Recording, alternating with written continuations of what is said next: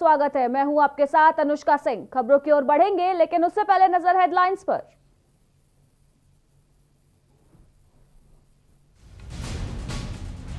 CBSE board परीक्षा पर सरकार का बड़ा फैसला। फरवरी तक नहीं होंगी बोर्ड परीक्षाएं। केंद्रीय मंत्री रमेश पोखरियाल निशंक ने दी जानकारी।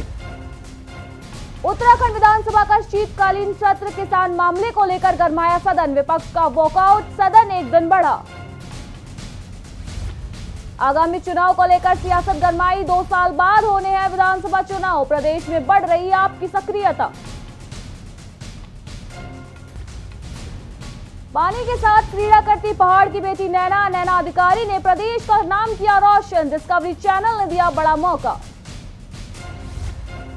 क्रिसमस पर उत्तराखंड आने वाले पर्यटकों का स्वागत। पर्यटन मंत्री सतपाल महाराज ने किया आह्वान।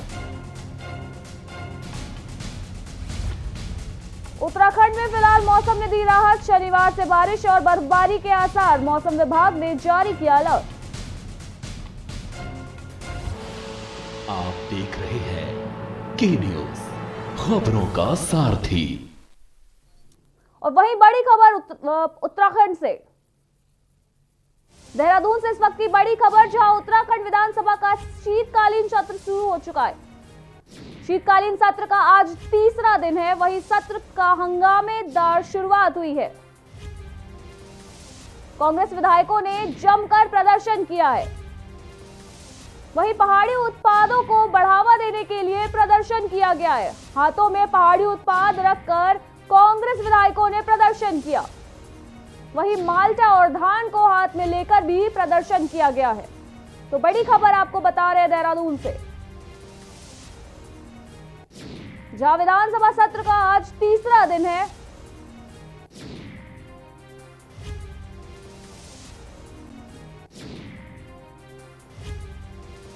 वहीं शीतकालीन सत्र के तीसरे दिन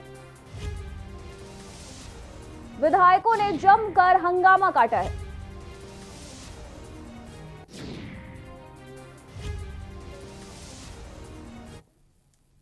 उत्तराखंड विधानसभा का शीतकालीन सत्र आज से जारी है। आज शीतकालीन सत्र का सदन की कार्यवाही 11 बजे से शुरू हुई, जिसमें विधायकों का सबसे पहले थर्मल स्क्रीनिंग की गई। देखिए, सरकार किसानों के प्रति संवेदनशील नहीं है। हमने कार्यस्थगन के माध्यम से इस विषय को जो है सदन में भी उठाने का काम किया, उस पर चर्चा हुई। हमने सरकार से पूछा कि बताइए, आपने 2017 के चुनाव में किसानों की ऋण माफी का वादा किया था, क्या किसानों का ऋण माफ हुआ? हम सरकार से ये जानना चाहते हैं, क्या किसानों की आय दुगनी हुई? किसान सम्मान निधि का सदुपयोग इस प्रदेश में नहीं हुआ, बल्कि उसमें भ्रष्टाचार हुआ है। और आज किसान सड़कों पर संघर्ष करने का काम कर रहे हैं और सरकार कह रही है कि किसान जो है पूरी तरीके से सरकार के जो कानून है उनके समर्थन में खड़ा। ये हालत है, ये स्थिति है। कल भी जो है हमने सदन में उठाया था और भी आज भी हमारे साथियों ने यहीं गेट पर किसानों के समर्थन में बात की। दिल्ली के उप मुख्यमंत्री मनीष सिसोदिया बीते दिनों उत्तराखंड के 2 दिवसीय दौरे पर थे। उत्तराखंड में 2 साल बाद होने वाले विधानसभा चुनाव को लेकर आम आदमी पार्टी की सक्रियता को बढ़ाने के लिए सिसोदिया प्रदेश के दौरे पर गए थे। हरिद्वार से अपने दौरे की शुरुआत कर वह एक दिन राजधानी देहरादून में भी रुके। मनीष सिसोदिया के दौरे को लेकर उत्तराखंड की सियासी हलचल तेज हो गई है। सिसोदिया ने सरकार को चुनौती देते हुए कहा है कि त्रिवेंद्र सरकार सिर्फ ये बता दे कि 5 साल में कितना काम जनता के विकास के लिए किया गया है। उस पर आम आदमी पार्टी ने खुली बहस करने के लिए चुनौती दे दी है। इस मामले पर अब सियासत गर्मा गई है। देखिए रिपोर्ट। सरकार और आप पार्टी आमने सामने है। सिसोदिया ने ट्विटर पर वीडियो शेयर करते हुए लिखा, मुझे खुशी है कि उत्तराखंड में वरिष्ठ कैबिनेट मंत्री मदन कौशिक जी ने शिक्षा, स्वास्थ्य, बिजली, पानी, रोजगार पर मुख्यमंत्री त्रिवेंद्र सिंह रावत जी के काम पर खुली बहस का निमंत्रण दिया है। मदन जी से मेरा अनुरोध है कि वे समय और स्थान तय करके बता दे, मैं चर्चा के लिए आना चाहूँगा। उत्तराखंड के शासकीय प्रवक्ता व मंत्री मदन कौशिक ने सिसोदिया की चुनौती स्वीकार की। वो भी दिल्ली से लेकर उत्तराखंड तक विकास के इस मुद्दे पर डिबेट करने को तैयार है। वो जहाँ वो चाहे स्थान, उनको दिल्ली में चाहे हम दिल्ली में जा सकते हैं, वो यहाँ है तो यहाँ भी हमें कोई दिक्कत नहीं है। हम दिल्ली में तैयार हैं, हम दिल्ली में गिनवाएंगे जाकर। कितने? 100, हमने तो 100 कम कहा है। हमारी तो मैं कल गिन रहा था 200 से ज्यादा योजनाएं हैं जो हमने इस 5 साल में जनता के हित के लिए जारी की हैं। तो मैं हो सकता है कि उनके दिमाग में दिल्ली की योजनाएं रही हूँ, नहीं जारी कर पाए वो। आज कोविड के कारण दिक्कत तो है थोड़ी, लेकिन मैं समझता हूँ कि वो दिक्कत होगी। तो मैं समझता हूँ कि जब भी वो चाहेंगे हमें दिल्ली में कोई आने में भी दिक्कत नहीं है। सत्तारूढ़ बीजेपी और कांग्रेस दोनों पार्टियों ने मनीष सिसोदिया के दौरे पर प्रतिक्रिया दी थी। कांग्रेस के प्रदेश अध्यक्ष प्रीतम सिंह ने कहा था कि आपका उत्तराखंड में कोई अस्तित्व नहीं है। अब इन सवालों के वार पर आम आदमी पार्टी तैयार नजर आ रही है। सरकार के साथ विकास को लेकर चर्चा होगी। इस पूरे मामले पर हमने आप पार्टी के प्रदेश प्रवक्ता उमा सिसोदिया से खास बातचीत की। उत्तराखंड में अब राजनीति कहीं न कहीं गरमाने लगी है। वहीं सरकार और आम आदमी पार्टी अब आमने सामने हो चली है।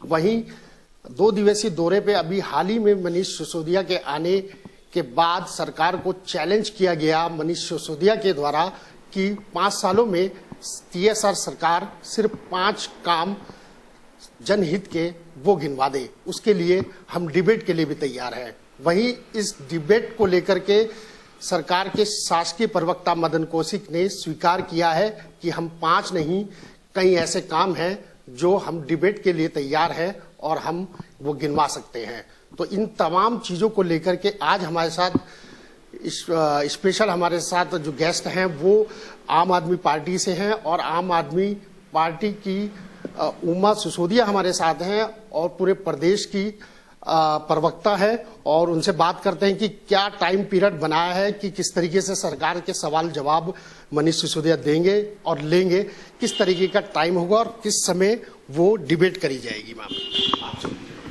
धन्यवाद भैया, आपने जो आज प्रश्न किया है वो वाकई में इस समय हमारे हिंदुस्तान की राजनीति का एक कितना चेंज होने, राजनीति को जो चेंज करेगा। देखिए, जब मैं बहुत छोटी थी तब भी मैं कई बार अमेरिका का चुनाव देखती थी कि वहाँ पे जो राष्ट्रपति पद के जो कैंडिडेट्स होते हैं, दूसरे जो चुनाव होते हैं, उनको लाइव टीवी डिबेट्स पर उनसे क्वेश्चन पूछे जाते हैं। मुझे लगता था कि इस तरह से होना चाहिए। हमारे यहाँ चुनाव होते हैं सिर्फ गाय पे, गोबर पे या दूसरे इस तरह के वो उन इश्यूज पे जिनका जनता से कोई सीधा सरोकार नहीं होता। मैं कहती हूँ अगर उत्तराखंड में आज शिक्षा पे, स्वास्थ्य पे और काम को लेकर अगर बात हो रही है तो ये हमारे देश की राजनीति को चेंज करेगा। और इसके लिए मनीष सिसोदिया जी साधुवाद के पात्र हैं कि उन्होंने हिम्मत की है, हमारी TSR सरकार को चैलेंज किया है कि आप काम पर आकर बात कीजिए। तो कहीं ना कहीं ये अब जो चुनावी अब आगे चुनाव का दौर है, आगे चुनाव आने वाले हैं, तो जिस तरीके से आम आदमी पार्टी अब प्रदेश में अपनी धाक जमाने की जो चल रही है तैयारी, तो उसको लेकर के क्या आपकी रणनीति है और क्या अब कितने सीटों पर जो चुनाव है उत्तराखंड में वो आप लोग लड़ेंगे?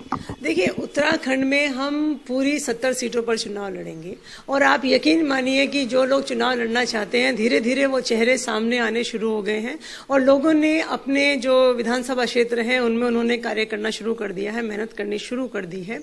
और आम आदमी पार्टी पूरे दमखम के साथ 70 सीटों पर चुनाव लड़ेगी। और जो हमारा मेन एजेंडा जो है चुनाव में कि हम लोग काम की राजनीति करते हैं, हम लोग जातिवाद की, क्षेत्रवाद की, सांप्रदायिकतावाद की राजनीति नहीं करते। और यहाँ पर भी हम लोग शिक्षा और स्वास्थ्य हमारा मेन एजेंडा रहेगा, जो कि उत्तराखंड में बहुत दयनीय स्थिति में है। तो आम आदमी पार्टी के आपके चैनल के माध्यम से आज ये कहती है कि उत्तराखंड की शिक्षा और स्वास्थ्य व्यवस्था जो बुरी तरह से चरमरा उठी है, आप उसके लिए एक बार आम आदमी पार्टी पर भरोसा करके देखिए। और मेरा जो आत्मविश्वास है ये झूठ नहीं है। झूठ इसलिए नहीं है क्योंकि दिल्ली में हमने करके दिखाया है और पूरा विश्व इस चीज को देख रहा है। बिजली और पानी जो कॉन्सेप्ट दिल्ली में चला था केजरीवाल का, वही कॉन्सेप्ट आपका यहाँ पर उत्तराखंड में देखने को मिल रहा है। जो आगे सिसोदिया जी से भी जब वार्ता हुई तो तब उन्होंने यही कहा।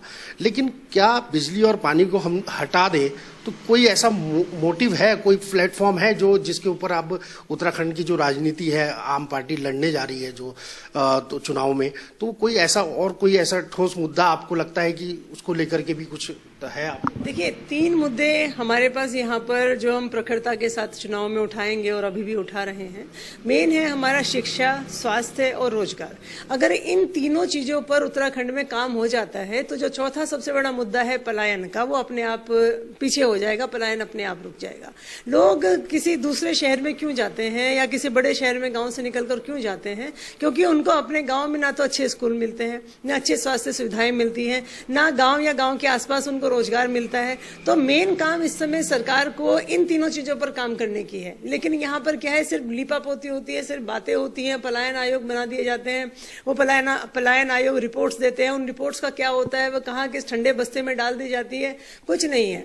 सिर्फ उत्तराखंड को लूटने का एक काम पिछले 20 सालों से कांग्रेस और बीजेपी मिलकर कर रही है। 5 साल तुम खा लो, बहुत अच्छी बात है, हम कुछ नहीं बोलेंगे। 5 साल जब हम खाएंगे तो तुम कुछ मत बोलना। तो जो इस तरह की जो राजनीति यहाँ पर देखने को मिली है पिछले 20 सालों में, वो सबसे बड़ा दुर्भाग्य हमारा है। क्योंकि जिस तरीके से राजनीति जो है गर्मा चुकी है प्रदेश के अंदर, और जो हमारे साथ अभी प्रवक्ता थी उमा जी, उन्होंने पूरा बताया कि किस तरीके से आगे चुनाव जो है, आगामी चुनाव को लेकर के किस तरीके की तैयारी जो है आम आदमी पार्टी की होगी। वीडियो जर्नलिस्ट लाइक अहमद के साथ मैं राजेश वर्मा, के न्यूज इंडिया, देहरादून। लक्सर में चोरों के हौसले इस कदर बढ़े हुए हैं कि आए दिन चोरी और लूटपाट जैसी घटनाओं को बेखौफ होकर अंजाम दे रहे हैं। हाल ही में लक्सर कोतवाली पुलिस ने कल हुई लूट की घटना के फरार हुए आरोपी को तमंचे सहित गिरफ्तार कर जेल भेजा था। लेकिन मंगलवार देर रात्रि अज्ञात चोरों ने एटीएम में तोड़फोड़ कर लक्सर पुलिस को खुली चुनौती दे दी। लक्सर बाजार में स्थित एसबीआई एटीएम के शटर का ताला तोड़कर अंदर मशीन में तोड़कर चोरी करने का प्रयास किया गया। अज्ञात चोर अपने मंसूबों में कामयाब नहीं हो पाए तो एटीएम में कंपनी का मोबाइल भी उठाकर रफूचक्कर हो गए।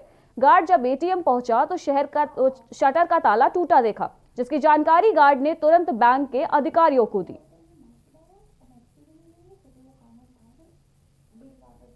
एटीएम पे साइड पे, और मैंने देखा कि इसमें सेक्टर में लोग नहीं है, तो मैंने तुरंत सेक्टर खोला, मशीन चेक करी, देखो तो गया मशीन के साथ छेड़खानी की गई, वायरिंग वगैरह टूट रखी है भीतर से, और मोबाइल है एक साइड वाला है वो उठा लिया है। और मैंने दोबारा फिर मशीन चलाई तो मशीन सही चल रही है, विड्रॉल कर रही है। सीमांत क्षेत्र खटीमा में पड़ रही कड़ाके की ठंड लोगों को बेहाल कर रही है। सुबह मॉर्निंग वॉक करने वाले लोगों को सेहत के प्रति जागरूक रहने वालों ने कहा कि वहीं सड़कों पर छाया कोहरा इस कदर बढ़ गया है कि उनका जीना दुश्वार हो रहा है। स्थानीय लोगों ने कोरोना को लेकर ठंड में से बढ़ने के आसार जताते हुए सरकार से वैक्सीन जल्द उपलब्ध कराने की बात कही है। बढ़ती ठंड पर एसडीएम खटीमा निर्मला बिष्ट ने अलाव व कंबल वितरण की भी बात कही है और क्षेत्र में रैन बसेरा न होने पर विभाग द्वारा शीघ्र बनाने की भी बात कही। 4 दिन से हो रही है और रोजाना में इस समय ही फैक्ट्री आ रहा हूँ। इस समय आप मेरी हालत देख रहे हैं कि कोहरा घना छाया हुआ है और रास्ते में चलने की बहुत दिक्कत हो रही है। लेकिन यह है कि काम की वजह से आना पड़ता, तो प्रशासन से अनुरोध है कि जहाँ भी अलाव नहीं लगाए गए हैं वहाँ पे अलाव की व्यवस्था की जाए। ये खटिया वैसे भी उत्तराखंड का एक बहुचर्चित क्षेत्र है और यहाँ जंगल होने के कारण ठंड भी काफ़ी पड़ती है। और कोरोना को लेकर के मेरा लोगों से ये संदेश है कि अभी वैक्सीन पूरी तरह आई नहीं है बाज़ार पे, और माननीय प्रधानमंत्री जी मोदी जी ने कहा है कि वैक्सीन सभी तक पहुंचेगी, और जब तक वैक्सीन नहीं आती है तो मेरा सभी क्षेत्रवासियों से अनुरोध है कि वो जो कोरोना से बचाव के जो नियम है उनका पूर्ण तरह पालन करें। देखिए, गत वर्षों की तरह इस वर्ष भी अलाव, कंबल वितरण इत्यादि की व्यवस्था रहती है शीतकाल में, और ग्रामीण क्षेत्र में राजस्व विभाग को अलाव का प्रबंध किया जाना है, जबकि शहरी क्षेत्रों में नगर पालिका को अलाव का प्रबंधन किया जाना है। तो उसको लेकर 8 से 10 स्थान ग्रामीण क्षेत्रों में हमारे पास चिन्हित हैं, जिसमें हर साल अलाव जलाए जाते हैं। और इसके साथ साथ आवश्यकता पड़ने पर जहाँ पर भी नई अगर ऐसी सूचना आती है कि यहाँ पर लोगों का जो है इकट्ठा होते हैं या फिर ऐसा अलाव की आवश्यकता पड़ती है, तो वो बाजपुर पुलिस को उस वक्त बड़ी सफलता मिली जब पुलिस ने मुखबिर की सूचना पर एक घर में छापेमारी करते हुए भारी मात्रा में नशीली दवाइयां बरामद की। पुलिस ने मौके से एक व्यक्ति को हिरासत में लेकर न्यायालय भेज दिया है। बता दें कि बाजपुर पुलिस को मुखबिर से सूचना मिली कि वार्ड नंबर 1 निवासी संजय के घर पर नशीली दवाओं का जखीरा रखा हुआ है। मुखबिर की सूचना पर पुलिस प्रशासन ने तहसीलदार प्रेम सिंह चौहान और वरिष्ठ औषधि निरीक्षक डॉक्टर सुधीर कुमार के साथ घर में दबिश दी, जहां पुलिस को भारी मात्रा में नशीली दवाएं बरामद हुई। पुलिस ने मौके से संजय मेहंदी रत्ता को हिरासत में ले लिया। मामले का खुलासा करते हुए काशीपुर सीओ अक्षय प्रहलाद ने बताया कि नशीले कैप्सूल और 24 बोतल नशीला सिरप बरामद हुआ है। उन्होंने बताया कि जनपद उधम सिंह नगर में वरिष्ठ पुलिस अधीक्षक के नेतृत्व में नशे के खिलाफ अभियान चलाया जा रहा है, जिसके चलते बाजपुर में पुलिस को ये बड़ी कामयाबी हासिल हुई है। उन्होंने बताया कि आरोपी का मेडिकल परीक्षण कराकर उसे न्यायालय भेज दिया गया है।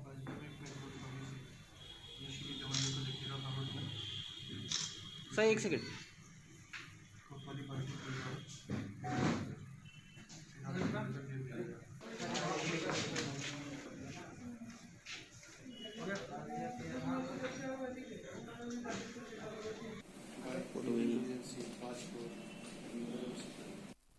संजय मेहंदी रत्ता, इन्होंने अपने घर में बहुत सारी नशीली दवाइयाँ रखी है और ये वहीं से उसका बिजनेस करते हैं। तो पुलिस ने इसकी एक मतलब खासियत है कि एक यूनिक टीम बनी, संयुक्त टीम बनी, जिसमें तहसीलदार इन्वॉल्व थे, ड्रग इंस्पेक्टर्स इन्वॉल्व थे और पुलिस की टीम इन्वॉल्व थी। एक जॉइंट ऑपरेशन हुआ और बहुत सारा नशे की दवाइयाँ और बोतल्स बरामद की गई। और इस वक्त की बड़ी खबर देहरादून से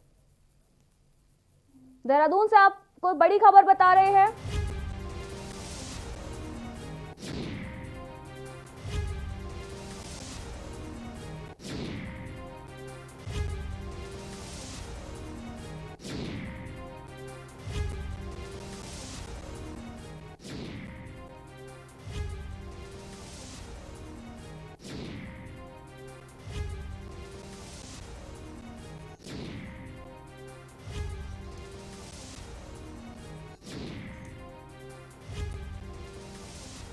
तो बड़ी खबर आपको बता रहे हैं कि मनीष सिसोदिया अगले साल फिर देहरादून के दौरे पर हो सकते हैं। सिसोदिया का उत्तराखंड के मंत्री से किया सवाल, भाजपा शासन में देवभूमि में क्या विकास हुआ। बड़ी खबर आपको बता रहे हैं, मनीष सिसोदिया अगले साल एक बार फिर उत्तराखंड के दौरे पर हो सकते हैं।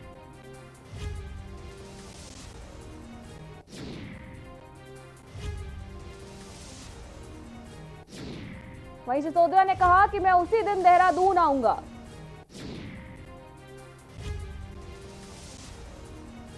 तो बड़ी खबर आपको बता रहे हैं, जहां डिप्टी सीएम, दिल्ली के डिप्टी सीएम मनीष सिसोदिया एक बार फिर उत्तराखंड के दौरे पर होंगे। वहीं मंत्री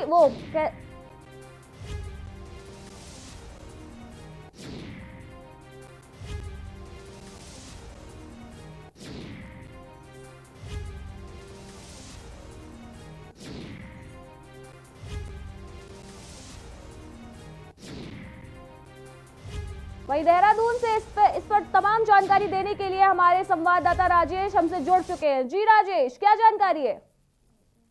बिल्कुल अनुष्का, बता दें कि जिस तरीके से लगातार जो दौरा है सिसोदिया का, उसके बाद से लेकर अब तक की बात करें तो राजनीति में गर्माहट जो है वो कहीं ना कहीं प्रदेश में देखने को मिल रही है। सिसोदिया ने चैलेंज किया था, मनीष सिसोदिया ने, कि सरकार 5 सालों में 5 ऐसे काम जो है वो गिनवा दे जो उन्होंने जनहित के लिए किए हो। उन्हीं मुद्दों को लेकर के वो डिबेट करने के लिए भी तैयार है। तो इसी जो चैलेंज को जो है वो शासकीय प्रवक्ता मदन कौशिक ने स्वीकार किया है सरकार में। उन्होंने कहा है कि हम 5 नहीं, कई ऐसे मुद्दे हैं जिनको लेकर के हम बहस करने के लिए, खुली बहस करने के लिए जो है वो तैयार है। उन्होंने आज ट्वीट करके मनीष सिसोदिया ने जानकारी भी दी है कि 2 से लेकर 3 या 4 जनवरी को वो देहरादून आएंगे और देहरादून में वक्त और समय और जो सुविधा अनुसार सरकार को सही लगता है वो तय कर ले और हम इन तमाम जो मुद्दे हैं विकास को लेकर के उत्तराखंड में, उन सभी तमाम मुद्दों को लेकर के हम चर्चा करेंगे। तो एक कहीं ना कहीं एक जो मनीष सिसोदिया का आज ट्वीट है, सरकार को दोबारा ट्वीट किया है, मदन कौशिक से बात करने के लिए कहा गया है कि वो तमाम जो मुद्दे हैं सरकार के, जो अभी तक आगामी 5 सालों में त्रिवेंद्र सरकार ने किए हैं, तो तमाम मुद्दों को लेकर के एक बहस का सिलसिला जो है वो प्रदेश में देखने को मिल रहा है। लेकिन इन तमाम चीजों को अगर हम अलग करते हैं तो कहीं ना कहीं राजनीति जो है, जैसे आगामी जो चुनाव अनुष्का आने वाले हैं तो उनको देखते हुए, आगामी जो चुनाव को देखते हुए रणनीति जो है कहीं ना कहीं आम आदमी पार्टी की बेहद सॉलिड तरीके से तैयार हो रही है। क्योंकि जो तैयारी है वो कहीं ना कहीं साफ तौर पे दिख रही है। जो लगातार जिस तरीके की ट्वीट जो है सरकार के माध्यम से आ रहे हैं, या बात करें तो मनीष सिसोदिया के माध्यम से आ रहे हैं, तो कहीं ना कहीं एक बड़ा चैलेंज जो है सरकार के साथ और आम आदमी पार्टी के सामने जो है वो बिल्कुल सामने देखने को मिल रहा है। लेकिन अब जो मेन मुद्दा है, 1 से लेकर 3 जनवरी के बीच में जो मनीष सिसोदिया ने जो समय दिया है सरकार के प्रवक्ता से खुली बहस करने का, तो कहीं ना कहीं एक ये बड़ा चैलेंज है। अगर वो स्वीकार सरकार कर लेती है तो ये बेहद ही देखने वाला होगा और बेहद ही दिलचस्प होगा कि किस तरीके से सरकार अपनी नीति या सरकार अपने जो काम है त्रिवेंद्र सरकार के वो गिनवाती है, और किस तरीके का रिएक्शन अब आम आदमी पार्टी का आगे का होगा, वो भी एक बेहद देखने वाली वो स्थिति होगी। लेकिन फिलहाल जो है पूरी स्थिति की अगर हम बात करें तो कहीं ना कहीं नए साल से पहले जो जिस तरीके का घमासान जो है इस समय प्रदेश में आम आदमी पार्टी के और वर्चस्व सरकार के सामने जो देखने को मिल रहा है, तो कहीं ना कहीं आने वाले समय में ये दिलचस्प होगा। अनुष्का जी राजेश, बहुत बहुत शुक्रिया इस तमाम जानकारी के लिए। तो बड़ी खबर हम आपको बता रहे हैं देहरादून से, जहां अगले साल मनीष सिसोदिया का उत्तराखंड दौरा हो सकता है। आज उन्होंने ट्वीट करके इसकी जानकारी दी है। Kejriwal model versus Trivendra Rawat model पर की जाएगी बातचीत। सिसोदिया का उत्तराखंड के मदन कौशिक से सवाल है कि 5 वर्षों में देवभूमि में आखिर क्या विकास हुआ। वहीं इसी बीच देहरादून से एक और बड़ी खबर, जहां विधानसभा सत्र का आज तीसरा दिन है। तो बड़ी खबर आपको बता रहे देहरादून से। वहीं विधानसभा सत्र में सदन की कार्यवाही फिलहाल जारी है। सत्ता पक्ष और विपक्ष के सभी विधायक इस वक्त वहां मौजूद हैं। वहीं प्रश्नकाल के दौरान विधायकों ने तमाम सवाल उठाए हैं। तो बड़ी खबर आपको बता रहे हैं देहरादून से, जहां विधानसभा सत्र का आज तीसरा दिन है। शीतकालीन सत्र के सदन की कार्यवाही फिलहाल जारी है, जिसमें सत्ता पक्ष और विपक्ष के सभी विधायक मौजूद हैं। वहीं लगातार प्रश्नकाल के दौरान विधायक सवालों पे सवाल उठा रहे हैं।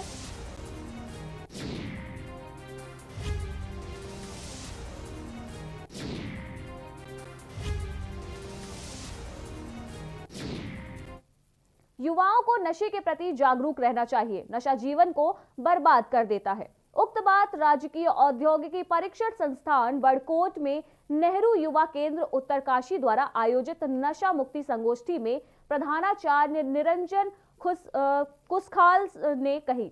उन्होंने कहा कि वर्तमान दौर में युवा नशे की आदत से ग्रस्त हैं, लेकिन इसकी वजह से समाज में गलत संदेश जा रहा है। आयोजित गोष्ठी में यमुनोत्री प्रेस क्लब के अध्यक्ष सुनील थपलियाल ने नशे के प्रति युवाओं को जागरूक करते हुए कहा कि नशे से दूर रहने की नसीहत हमें देनी चाहिए। गोष्ठी में बड़कोट थाने के उप निरीक्षक सतवीर सिंह ने भी संबोधित किया।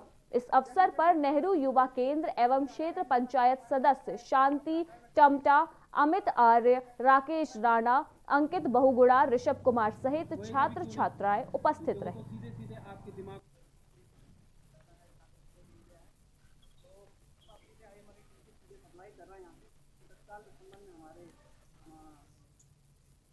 नैनीताल की रहने वाली नैना अधिकारी ने प्रदेश का नाम रोशन किया है। नैना आजकल सोशल साइट पर खूब देखी जा रही है, क्योंकि उसे डिस्कवरी के एक चैलेंज में हिस्सा लेने को मिला है। क्या मिला है नैना के टैलेंट की चैलेंज जो उसे दिया गया है, देखिए इस रिपोर्ट में।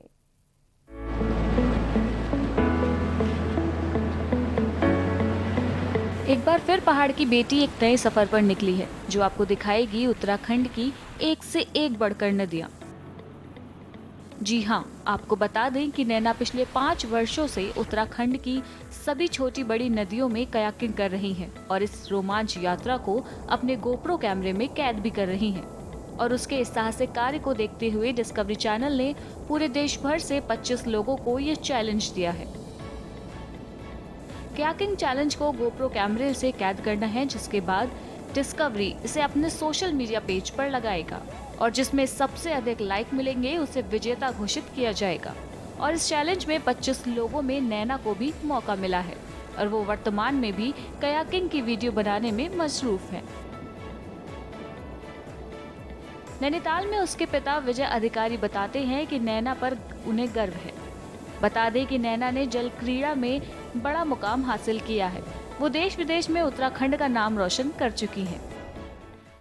इनको देखते हुए सरकार को ऐसा प्रयास करना चाहिए कि जिससे पर्यटन को भी जोड़ सकें नदियों से, और हम इतनी खूब सारी नदियों को अपने उसमें एडवेंचर स्पोर्ट्स में शामिल करके जो हमारे यंग जो टैलेंट हैं, गर्ल्स हैं, बॉयज़ हैं, उनको आगे बढ़ने का मौका मिले और वो देश का नाम, उत्तराखंड का नाम रोशन करें।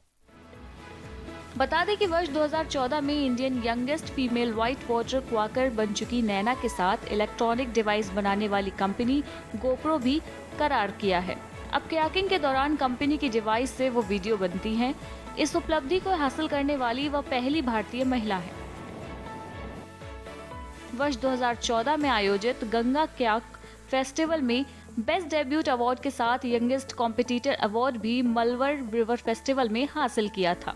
वर्ष 2018 में नैना ने दिल्ली में आयोजित ओलंपिक गेम में क्वाक स्पिरिट में गोल्ड मेडल जबकि नेशनल राफ्टिंग चैंपियनशिप में सिल्वर मेडल हासिल किया था। कयाकिंग में गोप्रो एक नामी कंपनी है, तो गोप्रो ने इसको स्पॉन्सर्ड किया है और कई इसको अपने इंस्ट्रूमेंट अपने दिए हुए हैं, कैमरे वगैरह दिए हुए हैं, लेटेस्ट मॉडल के इसके पास आते रहते हैं। और गोप्रो ने ये टूर्नामेंट करवाया इसका सोशल प्लेटफॉर्म में डिस्कवरी चैनल के 25 ईयर्स कंप्लीट होने पर, तो उसको टोटल इंडिया में से 25 पार्टिसिपेंट उसमें सेलेक्ट हुए थे, जिसमें नैना को भी भाग लेने का मौका मिला। उत्तराखंड में वाटर स्पोर्ट्स की अपार संभावनाएं हैं क्योंकि उत्तराखंड की भौतिक स्थिति के मुताबिक प्रत्येक जिले में अलग अलग नदियों का जाल बिछा हुआ है, जिसे देखते हुए राज्य सरकार को चाहिए कि वाटर स्पोर्ट्स के साथ पर्यटन को जोड़ते हुए उचित कदम उठाए जाएं, क्योंकि साहसिक खेलों के अभ्यास के लिए उत्तराखंड एक उपयुक्त स्थल है, जिसका लाभ राज्य को ही नहीं बल्कि देश को राष्ट्रीय खेलों में पदक लाने की संभावनाओं को भी बढ़ाया जा सकता है। के न्यूज इंडिया के लिए नैनीताल से कांतापाल की रिपोर्ट। खबरों में फिलहाल इतना ही। बाकी की तमाम खबरों के लिए देखते रहिए के न्यूज इंडिया। नमस्कार।